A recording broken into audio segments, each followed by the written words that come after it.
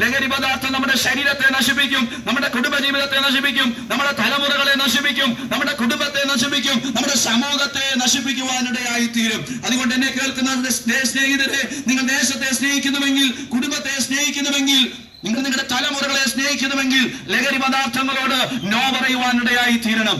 പണ്ടൊക്കെ നിങ്ങളുടെയൊക്കെ ചെറിയ പ്രായത്തിൽ കുറ്റിവീടിയിലും ചെറിയ ചെറിയ കട്ടും കാണാതെയും ഒക്കെ, ആരും കാണാതെയൊക്കെ പോയി വീടി വലിച്ചും ഒക്കെ ആയിരിക്കാം ലഹരി പദാർത്ഥങ്ങൾ ഉപയോഗിച്ചത്.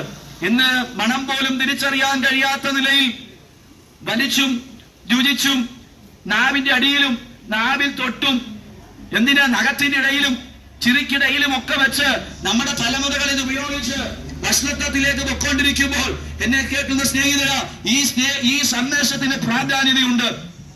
ഞാനും എന്റെ ചെറുപ്രായത്തിൽ സ്കൂളിൽ പഠിച്ചുകൊണ്ടിരുന്ന സമയത്ത് എന്റെ അടുത്തും ലഹരി പദാർത്ഥങ്ങൾ എത്തിയിരുന്നു. ചെറിയ കുറ്റിബീഡിയും അതുപോലെ തന്നെ ശംഭുവും ചൈനീക്കൈ എന്ന് പറയുന്ന അന്നൊക്കെയായിരുന്നു ചെറിക്കിടയിൽ വെക്കുന്ന ലഹരി പദാർത്ഥങ്ങൾ. ഇന്ന് അങ്ങനെയല്ല. MDMA-യും ആശിഷും അതുപോലെ തന്നെ എന്തെല്ലാമാണ് കഞ്ചാവും, അതുപോലെ നമ്മൾ കേട്ടിട്ടില്ലാത്ത പലവിധമായ ലഹരി പദാർത്ഥങ്ങളാണ് നമ്മുടെ സമൂഹങ്ങളിൽ നമ്മൾ അറിയാതെ വിറ്റഴിച്ചുകൊണ്ടിരിക്കുന്നത്.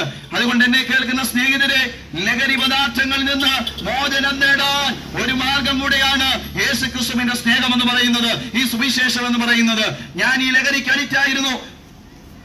ശംഭുവും ചൈനീക്കൈനിയും അതുപോലെ തന്നെ കുറ്റിമീടിയും ഒക്കെ വലിച്ച് സ്കൂളിൽ പഠിച്ചുകൊണ്ടിരുന്ന സമയത്ത് തന്നെ ആരും കാണാതെ വലിച്ചിരുന്ന അനുഭവങ്ങൾ എന്റെ ജീവിതത്തിലും ഉണ്ടായിരുന്നു.